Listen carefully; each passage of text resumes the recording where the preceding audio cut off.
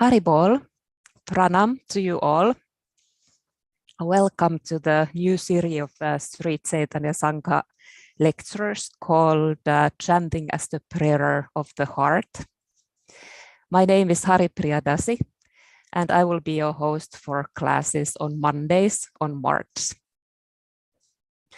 So I will start today by reciting a few prayers as a blessing for our meeting. I'm asking for the blessing of my teachers and the blessing of my spiritual family and all of you who are here sharing this moment with me. And after that, I'm also addressing my gratitude to God and to the most compassionate form of God, the name of divine. So you are welcomed to join these prayers. Om Jnana-timirandhasya Jnananjana Salakaya Chakshurun militam yena tasmai Sri Gurave namaha. Vanchakalpatarubhyascha kripa sindhubhya eva cha patitanam panavebhyo vaisnavebhyo namo namaha. Vande Sri Krishna Chaitanya Nityananda Sahodito Gododaye Pushpavanto Citro Sando Tamonudo Vandeham Sri Ramakrishna Abhayat Saranastako Sukado Paramanando Sundaro Supalapriyom Harer Nama Eva Kevalam Kalau Nasti Eva Katiranyata Hare Krishna Krishna Krishna Hare Hare Hare Rama Rama Rama Hare Hare. In many ways, the names of God are the heartbeat of Gaudiya tradition. We are calling out the names of God aloud, whispering, and in our minds. We are calling the names of God alone and together with others. We are meditating them with prayer beats. We are singing them and we are dancing into the rhythm. Or perhaps more precisely, calling the names of God with affection is the heartbeat of our tradition, like we are calling a child or a friend or a lover. Even in our everyday life, when we are calling someone by their name, it catches their attention. And at the same time, the way how we are saying the name contains so much information about the person we are calling, but also about our personal relationship with them and the specific mood of the situation. For example, a parent might say the name of their child with kind of an angry tone, but you can also hear a deep concern and love underneath. Or someone might speak very nice words to someone, but you can hear their underlying strategy to get something for themselves from someone who is superior to them, or I guess between the equals as well. So all these different moods and different relationships are also present when we call the names of God.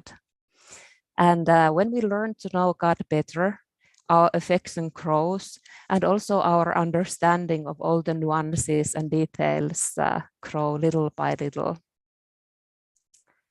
There are so many books and lectures about the names of God and chanting due to the importance of this theme. So I felt kind of small when Bhakti Pranaya Padmanabha Maharaj asked me to say some words about chanting during this month. I was thinking like, oh, devotees are organizing chanting workshops all over the world. There's so much material available already. But then at the same time, the names of God, they are something that we who are reaching for the high ideals can't stop talking about. It's like the love of God. No matter how much we say, we can't say enough. We can't help but try to express our gratitude towards the name in which our God is fully present in their most compassionate form. So the title of my 4 talks is Chanting as the Prayer of the Heart. And today I will talk about the theme on the more general level. I will explore how the names of God are meditated in different spiritual traditions. I'm mostly drawing examples from Eastern Christianity, but I'm also slightly touching on Islamic tradition. And then next week on our second meeting, I will concentrate more specifically on Gaudiya tradition. So next week I will talk about Mahamantra, Hare Krishna mantra, and the meaning of the mantra. And then in the third class, I will talk about receiving the mantra from a spiritual guide. I will talk about the meaning of the initiation into a spiritual tradition. And mostly I will talk about how on the path of love, we are not alone. Our teachers are helping us to soften our heart so that the mantra can descend from our mind to our heart and become a prayer, so that we ourselves can become a living prayer.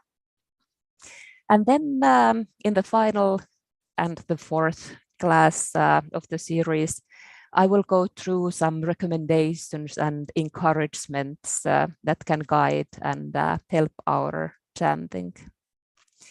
So this will be our schedule for the next month on Mondays.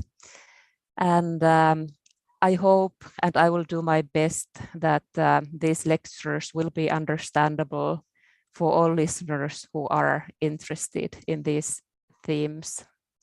And if I'm failing with this intention, please give me feedback so then I can adjust my talk accordingly. So from personal perspective, mantra meditation or chanting is part of my daily life.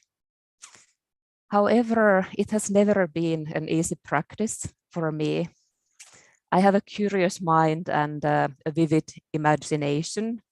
So quite often it might seem that externally I'm sitting down quietly, peacefully, quite immersed in chanting. But actually in my mind, I'm traveling in the past and in the future, in another universes. So really concentrating, really living in the present, it's not my strength. And perhaps little paradoxically, this was the main reason why I agreed to talk about chanting and mantra meditation. The point is not that I'm expert in chanting. Quite on contrary, I realize in a very painful way that I need help. I need more understanding and I need more commitment.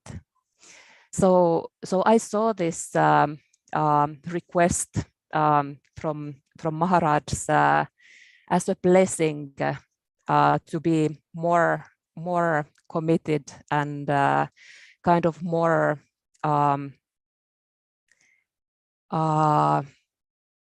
concentrated on chanting. I saw it as a chance to look for some inspiration for myself, and then also share some thoughts that I will find helpful and encouraging for my chanting. So basically, I'm kind of I'm praying that I could use my weakness and shortcomings in relation to chanting in the service of others, and also to help myself to grow at the same time. And that's actually one of the beautiful things in Gaudiya tradition, and the reason why I wanted to say this aloud, because in our world, in these days that we are living, we usually, in general, are sharing our strengths with each other. Like, for example, if someone is asked to give a TED talk on something or give a conference speech, we are automatically assuming that they are top scholars or real experts on the theme that they are talking about. And usually, like everywhere, we are advised to hide our weaknesses. But in Gaudiya tradition, it's quite different. The mood of our tradition, it's very different from this like spirit of today's world, because in our tradition we can also bring our weakness and shortcomings before our God and before our teachers with the mood that I'm completely yours. With my brightest moments and with my darkest shadows, that's all part of me, and I'm willing to bring all of them before you and surrender it right there. And if there's something that can be used in service, hey, please do that. No matter if it's my strength or if it's my weakness, you know what is best for me and you know what is best for you. So that's kind of like the starting point for us. So anyway, I will share some thoughts about chanting over the next month. And I'm also hoping that you who are listening to these classes could also share some of your experiences and insights regarding mantra meditation and chanting during this same time. Like, for example, what kind of things have you found helpful in relation to chanting? What has increased your commitment to your ideal and to your spiritual practice? We will have some time at the end of each talk to share this kind of things. And we can also continue the discussion later on Sri Chaitanya Sangha Facebook page or YouTube page. So in this way, we can support each other, especially in the middle of these dark times that are surrounding us at the moment. So with this little introduction, we are now approaching the theme of today. So today we will explore how the names of God are meditated in different spiritual traditions. Krishna Kaviraj Goswami describes in his Chaitanya Charitamrita in Madhya Lila how Bhattacharya asked Chaitanya Mahaprabhu, which item is most important in the execution of devotional service? And Krishna Chaitanya replied that the most important item is the chanting of the holy name of the Lord. This verse has already been quoted, I think, almost every day since beginning of the March, because all the classes are dealing with the holy name or chanting or Mahaprabhu Krishna Chaitanya himself. But I still want to read it once more. So the verse goes like this. In this age of quarrel and hypocrisy, the only means of deliverance is the chanting of the holy names of the Lord. There is no other way. There is no other way. There is no other way. Each spiritual tradition has a specific understanding of what is the most beautiful and most inviting face of God. And then inside of each tradition, each one of us has a personal relationship with the divine, a relationship that is slightly different than any other relationship that there ever was. And I think there's no point really in comparing between different traditions, or between different relationships within the same tradition. Because all those relationships, they are best for us individually. It's kind of the same like if your friend falls in love and you can see that the relationship is good for them. You can see how the relationship is making them shine. And so in that kind of case, you don't really question their choice. Perhaps in your mind, you are a bit critical, or you don't quite understand what your friend is seeing on that specific person. But you don't start arguing, you're just happy for them. So in the same way, we might fall in love with a bit different image or understanding of God, but there's also a lot in common. And today we will explore some of the things that we share with other spiritual traditions. The divine has millions of faces and millions of names. And out of these hundreds and millions of names of God, Muslims have identified 99 the most beautiful names of God. In the contemplative side of Islamic tradition, Sufis are repeating these names with the help of prayer beads. And if we look at the names of God that are meditated in Islamic tradition, we will find names like the all-compassionate, the all-merciful, the source of peace, the inspirer of faith, the guardian, the shaper of beauty, the sustainer, the protecting friend. I especially like the last one, the protecting friend. It is said that all mysticism within spiritual traditions is based on two kinds of longing. There is the longing of a soul for God, and there's the longing of God for each one of us. In Brihad Bhagavatamrita, written by Sanatana Goswami, there's a nice description of one evening when Krishna and the cows were returning home from the forests. And there was a new boy who had just entered Vrindavan. And what did Krishna do? He embraced the boy, and both of them fainted in ecstasy.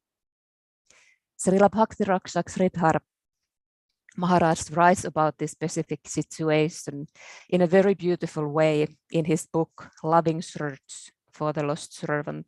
He's writing, "Then Krishna addressed his friend with great affection. Why did you stay away? Why have you been living away from home for so long? How was it possible for you? How could you bear my separation?" And that night when Krishna returned home, he took the newcomer by his side to take prasadam. So this is the way how Krishna welcomes each and every one of us in one day, sometimes in the future, to his abode. Sridhar Maharaj continues, although he, Krishna, is full in all respects, he feels pangs of separation for every one of us, however small we may be. In spite of his supreme position, he has room for us in the corner of his loving heart. I love this quote. I have it hanging on my wall with a drawing of a spiritual artist, Srimati Sarakrai Devi. And it's reminding me every day of this promise that is given to us. So we are longing for Krishna, but he's also longing for us. And when we are chanting, we can express this longing and trust that goes both ways. So this kind of longing is one aspect that internally inspired spiritual traditions share. The other idea that generally all contemplative traditions teach is that the simplicity, peace, and harmony that is included in prayer and meditation can be reached regardless of time, place, and your circumstances in life. Like also in our Gaudiya tradition, Chaitanya Mahaprabhu is crying in the second verse of Shiksastakam. So many names you have manifested and in them invested all your power. There is no hour, no rule to recall them.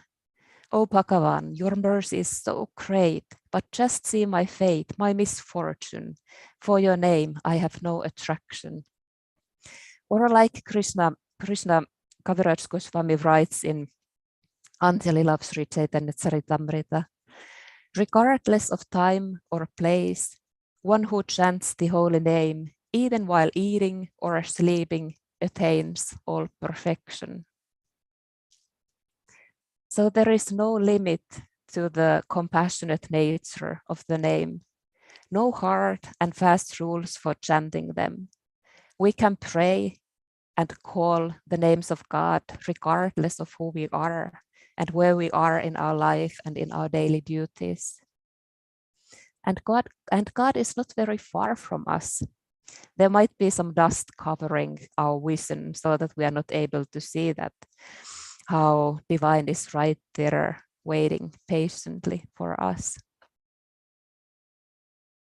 Then the third aspect that many spiritual traditions share is that we ourselves don't really know how to pray. We can try, we can do our best, but at the end, all that we really can do is to surrender and to give our love and humility. And then little by little, God will start praying in us.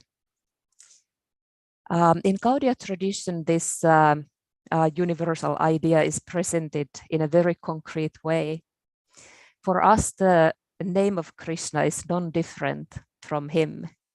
And when we are calling him with sincerity and inviting him to enter our heart, he will come and dance at our tongue, in our mind, and at the stage of our heart. In Madhya Lila of Sri Chaitanya Charitamrita, it is written, the Lord's holy name, his form, and his personality are all one and the same. There is no difference between them. Since all of them are absolute, they all are transcendently blissful. So the name of Krishna is with us from the very beginning of our journey. And the name walks with us the whole way that we have in front of us. Little by little, repeating the names of God is removing anarthas, different obstacles and false values that are slowing down the growth of faith and love, those kind of things that are keeping us away from God. And for me personally, that is an important lesson. Like we don't have to be steady in our practice in order to be cleansed from the obstacles. It's actually the other way around. Like we are cleansed and we become steady with the help of the name, with the help from God and from our teachers. And when we reach our destiny, our goal in one day, we will still be calling the names of God because we are actually spending time with them. We don't need any more prayer beads that help us to concentrate and keep our mind in Krishna. We might still use them, but for other reasons. Because we can't stop thinking and loving him and calling him with great affection. Still another, I think that's already the fourth one. Yeah, the fourth characteristic that weaves together the different contemplative schools of thought is the emphasis on prayer or meditation as a continuous state of mind. Bishop Theophan the Recluse, I probably pronounced his name terribly wrong, sorry about that.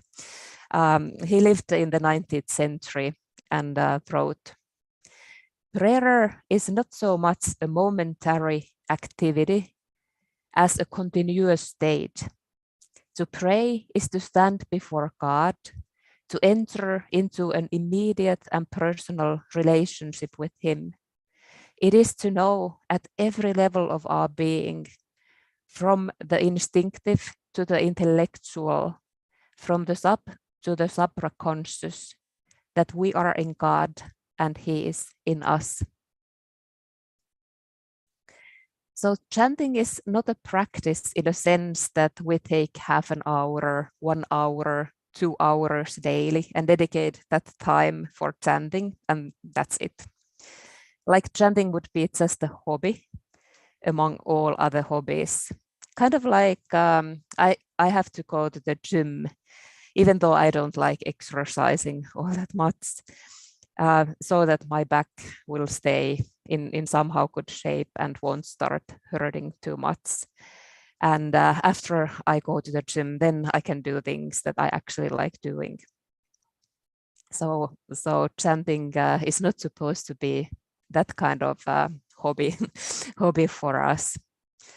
But don't get me wrong, it's I think there's also beauty in that kind of commitment, like doing things that we know are good for us, even though we might not always be so inspired by them.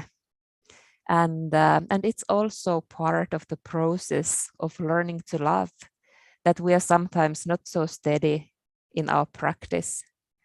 And in those moments, our only shelter are the names of God, who are always there for us, no matter how much we have neglected them before. If we think about a person whom we are first calling and then totally ignoring, they might be a bit angry or disappointed with us. But the name of God, with all compassion, will always be there. They are always willing to give us a fresh start, and they are always happy to see us grow in faith and love. There's a story of an old monk in Christian tradition. He was living in a small hut and trading some ropes. Every now and then he would take the ropes and sell them at the nearby market. And in one day he got some visitors, and there were two monks from another order or another monastery who came to visit the old monk. And they were perplexed and astonished and perhaps even a bit horrified to see what kind of duties the old monk was doing, trading the ropes, looking for material for ropes, all kind of little everyday kind of chores connected with rope making. So one of the visitors said to the old monk, "Hey, it is said in the Bible that a true believer should pray constantly. But here you are engaged in all these mundane activities that take so much of your time. We don't do any work. We are only using our time in praying." And the old monk, he thought about the question for a while, and then he replied with another question. He asked, "You are saying that you are praying all the time. Aren't you eating? Aren't you sleeping at all?" Well, the visiting monks, they had to give in that, yes, we are actually eating and sleeping, but all the rest of the time they would just pray and not to do any physical work. The old monk replied to them, "Well, when I'm doing my daily chores, I repeat in my mind the Jesus prayer, 'Jesus Christ, the Son of God, have mercy with me.'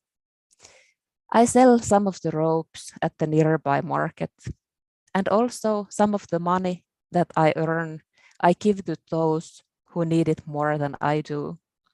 And when I am sleeping, those people are praying for me. So in this way, I'm trying my best to pray all the time.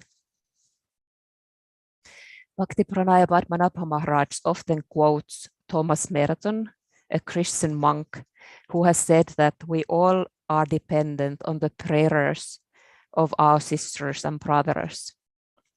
So that's a nice exercise as well. Pray for others, for those that we care about, and for those that we might have a bit of a hard time with every now and then. We can pray for their protection from all kinds of harm, but we can also pray that God will show them how much He cares, even though we ourselves might fall sometimes a bit short on that regard. And we can also express in prayer our hope to find more commitment to the holy name and chanting, and to the other ideals of Gaudiya tradition, like, for example, tolerance, humility, not accepting glory for ourselves, but developing eagerness to support others, and the growth of love in each one of us. Because in that way, we also will one day be able to chant the names of Krishna continuously, like it is promised to us in Ante Lila of Sri Chaitanya Charitamrita. So like we can see in these examples, calling out God's names with humility and sincere wish to find a real connection with divine and with our ideal is something quite universal, something quite anti-sectarian. It takes slightly different forms within different traditions, but when we take a closer look, there's a lot in common within the mystical side of different spiritual movements. I already referred briefly to Jesus' prayer, which is used as a spiritual practice, especially in the Eastern Christianity. So let's explore some of the similarities and differences of Jesus' prayer in relation to our chanting of Hare Krishna mantra before finishing up for today. There are a few different versions of the Jesus prayer, but the basic idea is to repeat the name of Jesus and ask for his mercy. Lord Jesus Christ, have mercy on me. This method is used as a spiritual practice in monasteries, but also lay people, devotees, are practicing it. They often use a rosary, like prayer beads, and different people have different recommendations or vows, how many prayers they are saying daily. It could be, for example, 3,000 prayers, which would be like 28 rounds, if you are counting them with the japa beads, the prayer beads of our Gaudiya tradition. According to Bishop Callistus Vared of Dioclea, the Jesus prayer includes a constant and uninterrupted calling upon the divine name of Jesus with the lips, in the spirit, and in the heart. It includes forming a mental picture of his constant presence and imploring his grace during every occupation, at all times, in all places, even during sleep. He writes that calling out God's names and praying to them has two different purposes. The first is worship, that's basically the purpose of all prayer. And then the second purpose is discipline. So prayer is meant to help our soul gain control over our overactive brain and create a space where we can rest in the presence of God, or perhaps sing and dance and play together with God, if we compare that with our Gaudiya tradition. Bishop Callistus reminds also that the aim of the Jesus prayer is not to obtain calmness or any kind of spiritual experience, but to become in communion with God and participate in his grace.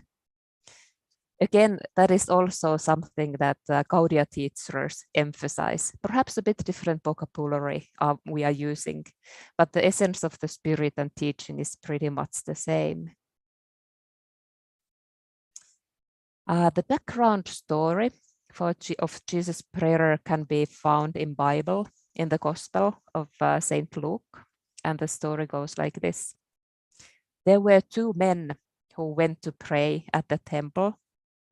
One of them was very learned and very religious, and the other was a tax collector.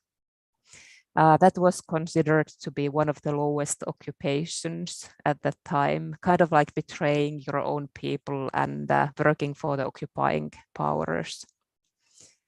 So these two men went to the temple, and the learned and religious man went to stand in front part of the temple. He lifted his hands up and prayed with a loud voice. Lord, I thank you that I'm not like other people, crooks, charlatans, bullies, betrayers, or even like this tax collector who for some reason has entered your holy temple. I fast twice a week. I give a lot of donations, and I study the scriptures all the time and even talk about them for others and share my wisdom with them. At the same time, the tax collector, who was standing some distance away, was beating his breast and crying, God, be merciful to me, the sinner. And Jesus concluded his story by saying that the tax collector was the one who was blessed by his prayer, and he went later home with a purer heart. Because I quote, for everyone who lifts themselves up will be humbled, but she who learns to be humble will receive the everlasting life with God. So that's kind of like the mood that the Eastern Christianity, the followers of Eastern Christianity are following when they are calling the Jesus prayer. And we can see here a connection to the teaching of our beloved Krishna Chaitanya in the third verse of Sikshastakam prayer. Being humble like a blade of grass, being more tolerant than a tree, expecting no admiration, yet showing others veneration, one should glorify Hari constantly. So there's the ideal of deep humility that qualifies us to chant and pray constantly. My god brother and a good friend, Gaura Sundara Prabhu, gives really inspiring talks about this verse, the third verse of Sikshastakam, on Wednesdays in March. So I warmly recommend those talks. A few more words about Jesus' prayer. The prayer is said to have three stages: a verbal prayer, a mental prayer, and the prayer of the heart. And we actually have a quite similar approach in Gaudiya tradition, as we also repeat the names of God aloud, whispering and silently within our mind. And then one day Krishna himself is dancing at the courtyard of our heart when we are calling him, filled with overflowing love for him and his friends.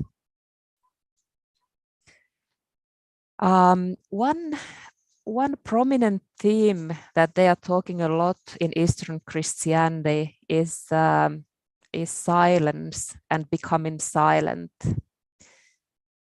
It's a little bit like how Ludwig Wittgenstein, an Austrian philosopher, said that whereof one cannot speak, thereof one must be silent.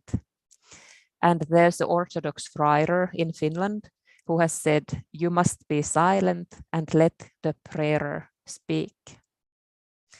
That kind of emphasis on silence might feel on the first step a bit foreign from the point of view of Gaudiya tradition.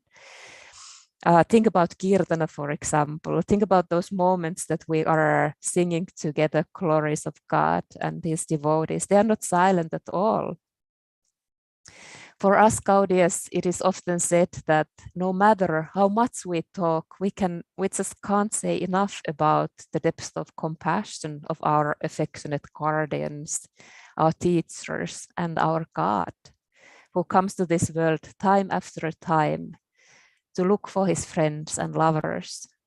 For us who have chosen to take a longer road, a kind of a detour before coming to him, he's waiting impatiently for us to finally arrive at our true home. There is so much to say that millions and millions of words are just not enough. But then on the other hand, we also have some experiences of silence in our Gaudiya tradition. I had a wonderful opportunity to visit Madhuvan, the mountaintop ashram of my Guru Maharaj in Costa Rica, over the Christmas. And at that time, Bhakti Pranaya Padmanabha Maharaj was giving lectures, was giving a series of lectures about Venugita, the song of the flute from the 10th canto of Srimad Bhagavatam. And he was describing in a very vivid and poetic way how gopis, the cowherd girls, tried to speak about Krishna, but they couldn't. Their emotions were so intense that the words just choke up at their throats. And the same happened to Sukadev Goswami when he was trying to tell about the gopis to the king Pariksit at the banks of Ganges. And also Chaitanya Mahaprabhu was trying to call the name of Jagannath, the names of God at Ratha Yatra, a famous spiritual festival where you invite the Lord and his consort to step on a chart and you take them out to the streets. So Sri Chaitanya Mahaprabhu was trying to praise Jagannath, the Lord of the universe, but he couldn't. The words got stuck in his throat and he was only able to get out a little bit of something. So the silence, it's not totally unknown to our tradition either. Also, one more general point is that we must be silent in order to listen. And Bishop Callistus writes in his book, The Power of the Name, that persons who have attained an inner stillness can really listen. They listen to the voice of the prayer in their own heart, and they understand that this voice is not their own, but that of another speaking within them, the voice of God. Narottama Das Thakur writes in one of his songs, making the words of the Guru, Sadhus, and Shastras one with my heart, I constantly float and swim in the ocean of pure love. So that's our ideal. I think I will summarize now a little bit, and then we can share some thoughts and have some short conversation about the power of the holy name and our personal experiences in relation to chanting. So today I have mainly concentrated on the universality of chanting the holy names of God. This practice can be found in most of the world religions, mostly on the mystical and contemplative side of each spiritual tradition.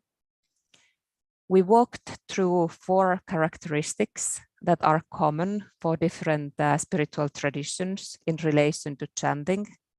So first, it is said that all mysticism is based on 2 kinds of longing. There is a longing of a soul towards God, and there is the longing of God towards the soul, each one of us. So we are longing for Krishna, but he's also longing for us. And when we are chanting, we can express that longing and trust that goes both ways. The second idea that generally all contemplative traditions teach is that the simplicity, peace, and harmony that is included in prayer and meditation can be reached regardless of time, place, and your circumstances in life. There are no hard and fast rules for chanting the names of God. And then the third aspect was that we ourselves don't really know how to pray. We can try, we can do our best, but at the end, what we really can do is to surrender and give our love and humility. And then little by little, God will start praying in us. And then finally, the fourth characteristic that weaves together the contemplative schools of thought is the emphasis on prayer or meditation as a continuous state of mind. It is not only an exercise that we do and then continue our real life, but ideally the name is our life. So, like we see here, chanting really is a universal and non-sectarian practice. And not any kind of chanting, but calling out the names of God. So this is the spiritual stream that unites those branches of spiritual traditions that are more internally than externally oriented. Those traditions that focus on inner transformation and the aim of finding a real connection with our God, with our ideal. I think we can now stop here for today.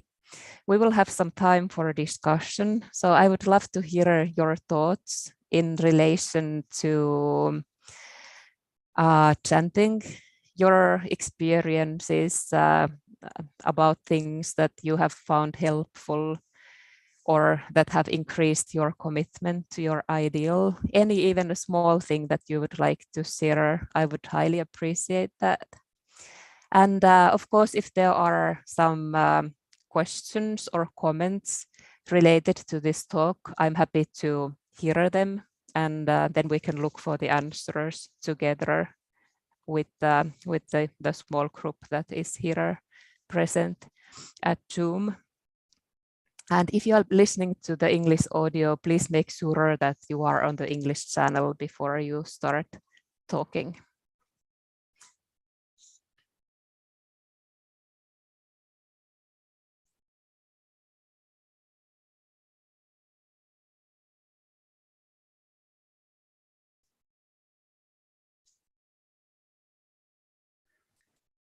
Haripriya, can you hear me?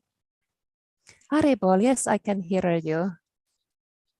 Oh, thank you so much for such a nice talk. It's really inspiring, and I love to hear about the connections between the different traditions. I suppose just in answer to your question about what we've found ourselves that helps in the chanting, a couple of things for me come to mind, because speaking just yesterday actually, because one girl at our Sangha was asking me that she'd like to ask Guru Maharaj actually about, what to think of when chanting and how to, how to be inspired as we're chanting to carry on. And I was saying a few different things to her, and one thing that I find very inspiring is there was something I heard in a class of Guru Maharaj, and maybe you might know it better than me, because I'm not sure if I'm going to say it exactly, but it was basically, the theme was that just as much as the kind of like karmis or non-devotees, as much effort as they put into their like sense gratification or trying to fulfill their, the desires of their senses, that we should put as much effort into cleansing our heart. I don't know if you've heard something like that.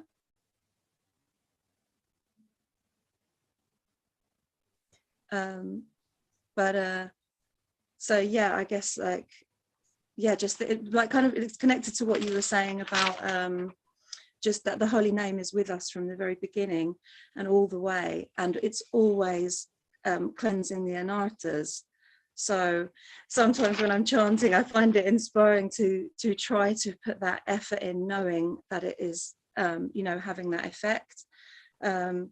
And the other thing which also I find inspiring is to remember, I mean, a couple of things. I have a recording of Guru Maharaj chanting japa that Aradhana sent out to some devotees a few years ago. So I like to remember how Guru Maharaj chants in that, because that's also quite, it's a very kind of motivating way of chanting, that you can feel the kind of, how do you say, just, determination and enthusiasm in that chanting. You really feel it when you hear Guru Maharaj chanting japa, that it's not a kind of like a slow or a spacey thing, but more like with eagerness. So that's really nice. And also I like to remember, like when our Guru Maharaj first gave us the Maha Mantra, and the sound of how he sounded when that's being kind of transferred, so that's, just a few things about that, really. And I had a kind of a question as well, actually, but I don't know if you, shall I ask? Please go for it. Because I don't know very much about kind of early Christianity and how it's come about. And it was really interesting when you were saying about the Jesus prayer, and that would often be chanted on beads, like japa, and the similarities with our japa.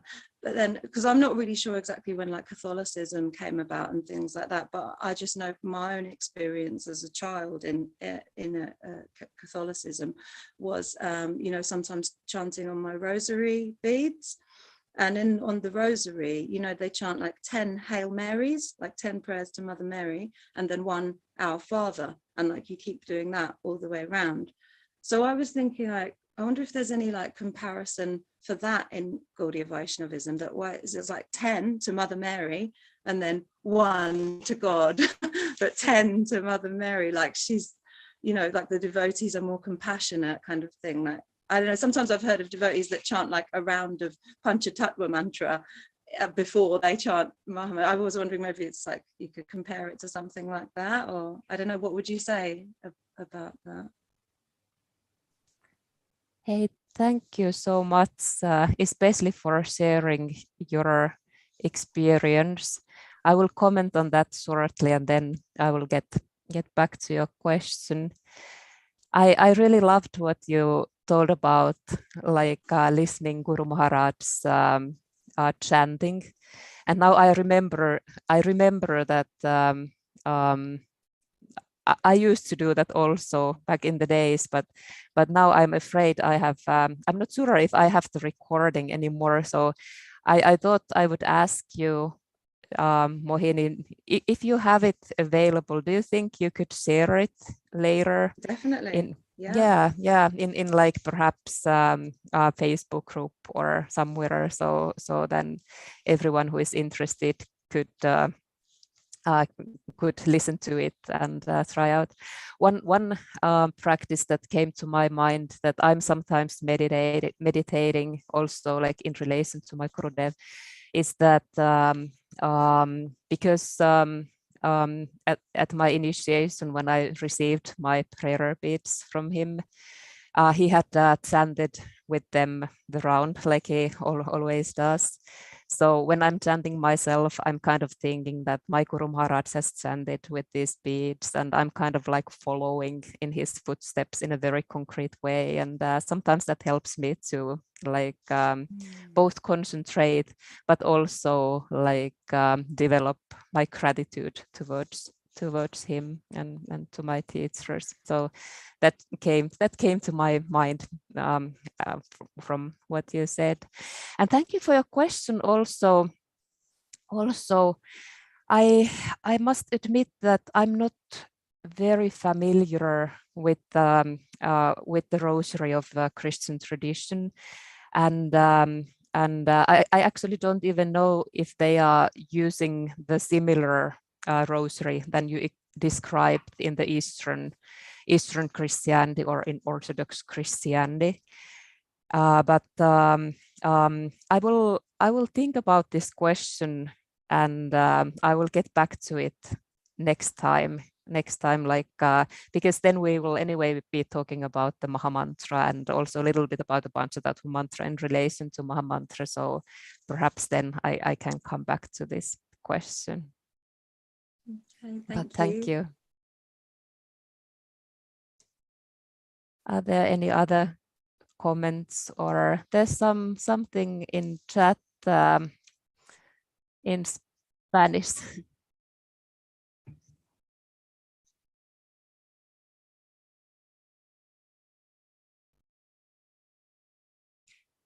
Yes, I can hear you. Yeah.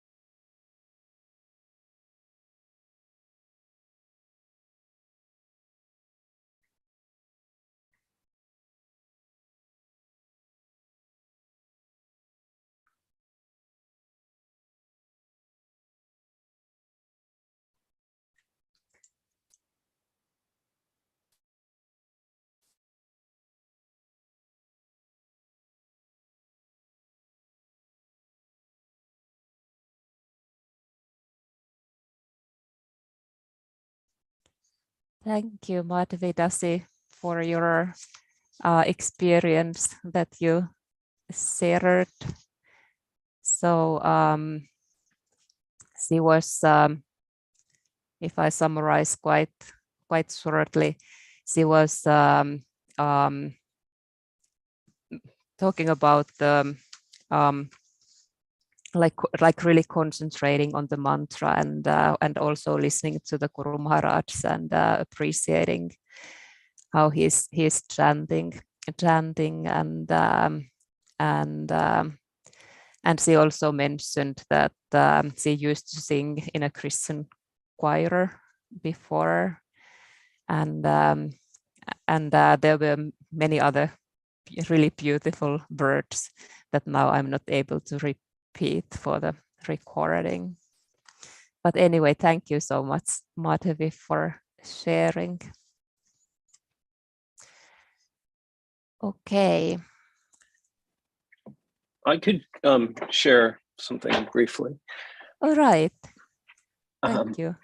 I have I found that with my chanting, my mind tends to gravitate toward Chaitanya, and in a way more than Krishna. And I'm not sure why that is, but I know that Swami Tripurari speaks about access to Vraj Leela through Chaitanya, and maybe it's related to that. But oh, someone can't hear me. Did you hear me? I can. Let's see. Are you on the English channel, Matthew? I'm not sure. But can you hear me? Madhva can hear me. Let's try. Let's try again.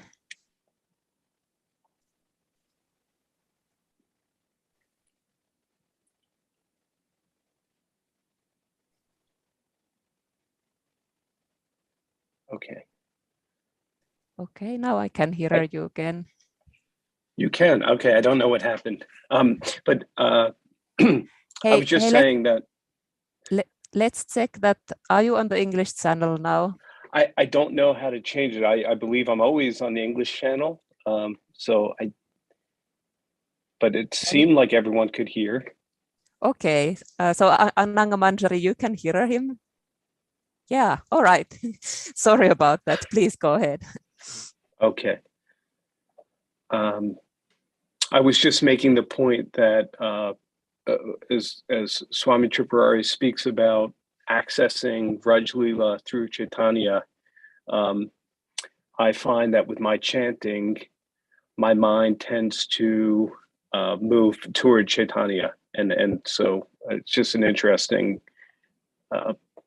experience that I'm trying to hear the sound of the name, and but the image that will come to me is Lord Chaitanya. Thank you.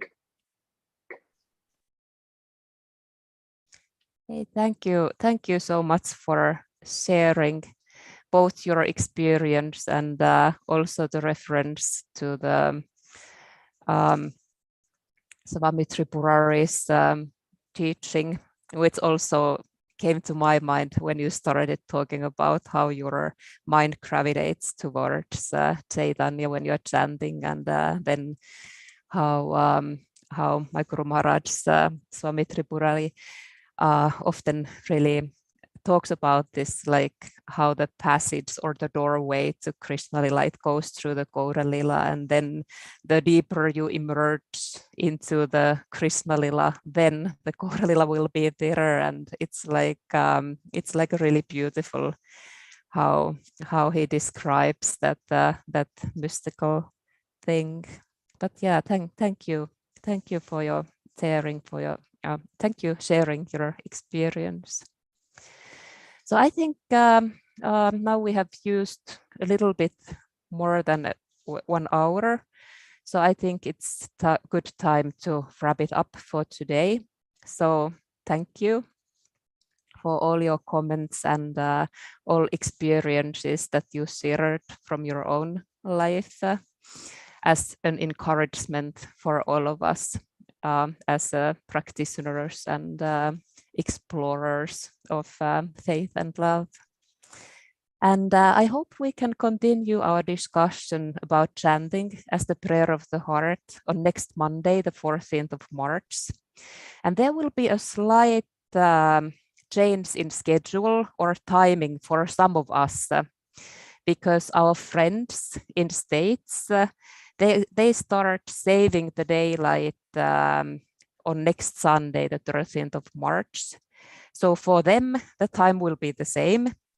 But then for the rest of us who either don't save the daylight or turn our clocks a bit later, like we do here in Europe, the class will start 1 hour earlier than today. So in relation to your time zone, 1 hour earlier than today. And I think there will probably be some reminders on Facebook on that as well. And next time we will be talking about Mahamantra, what it's all about, what kind of things are included in the mantra, what is the meaning of the mantra. And I hope to see you all there. I offer my gratitude and my wish to learn to love the sacred names of divine at the feet of my spiritual teachers and at the feet of the Vaishnavas, who are like wish-fulfilling trees, full of kindness and compassion for all living beings. Sri Gaudiya Vaishnava Guru Parampara ki jai, Gaura Nityananda ki jai, Harinama Mahamantra ki jai, Gaura Bhakta Vrinda ki jai, Gaura Premanande, Hari Hari Bol. Srimati Haripriya Devi Dasi ki Jai. Jai. Sadhu Sangha ki jai, Hari Bol.